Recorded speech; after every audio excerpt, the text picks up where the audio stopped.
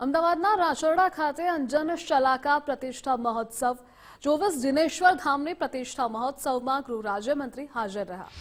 ગૃહ રાજ્યમંત્રી આશુભાઈ સંઘવીનું નિવેદન સામે આવ્યું છે. જૈન સમુદાયનું વિસ્તારમાંથી થતું સ્થળાંતર અટકશે.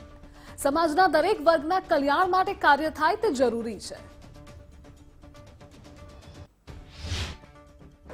અને આ 24 તીર્થંકર દેરાસરજીનું જે અદ્ભુત નજારો છે અને અહીંયા આપણે સૌ લોકો આપણી પૂજા અર્ચના અને સૌ લોકો પોતપોતાના પરિવાર જોડે આવનારી 8 તારીખ સુધી આપણે આ ભક્તિના માહોલમાં જ્યારે જોડાવાના છે ત્યારે પૂજ્ય ગુરુ ભગવંતોના આશીર્વાદથી આ અદ્ભુત માહોલમાં વડીલોથી લઈને યુવાનો બધા જ લોકો જોડાઈ રહ્યા છે.